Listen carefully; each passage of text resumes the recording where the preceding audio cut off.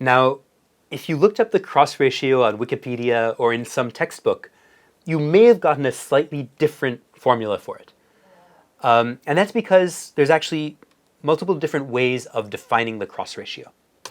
So I want to make a remark that the order of the points matters in the cross ratio.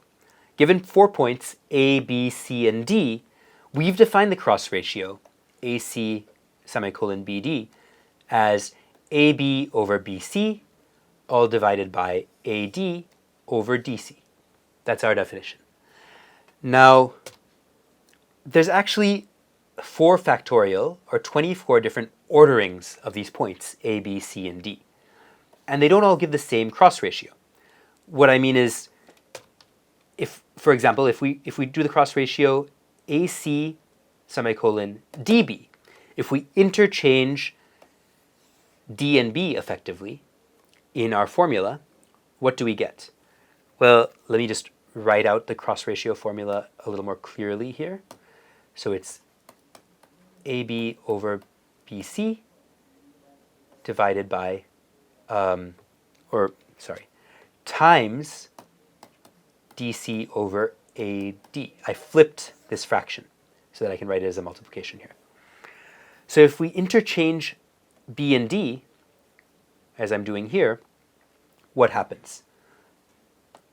If we interchange D and B, we end up with AD over, AD over DC times BC over AB. How are these two quantities related? Well, you can see they're actually reciprocals of each other. Over here, the top is AB DC, AB times DC. Here, the bottom is DC times AB. Over here, the bottom is BC times AD. Over here, the top is AD times BC. So these are reciprocals. So this cross ratio, if I take the points in this order, will be the reciprocal of what I would have gotten if I took the points in this order. So the order matters. I'll get different numerical outputs if I input the points in a different order.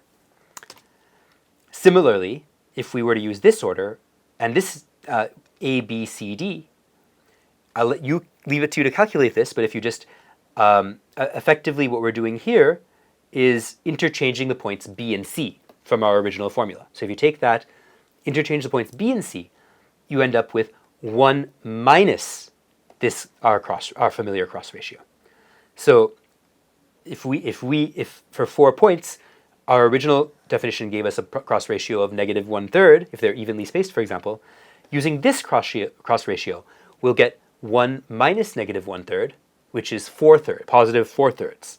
So that's what this cross ratio will give us for a set of 4 evenly spaced points. And incidentally, this is Wikipedia's chosen cross ratio. And I will admit, this is a slightly more common formulation of the cross ratio. I would say the one that we're using is maybe the second most common, but it's still, each of them has advantages and disadvantages, is all I'll say at the moment. But if you look at Wikipedia, don't be confused if you see this cross ratio.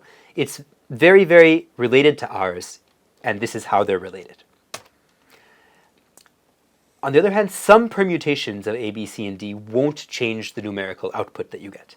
All of these will give you the same cross ratio that we defined here, all of these permutations. So all in all, there's 4 factorial, or 24 different ways to define it. But really, there's only 6 different possible values we could have ended up with, because many of these will give the same value as each other.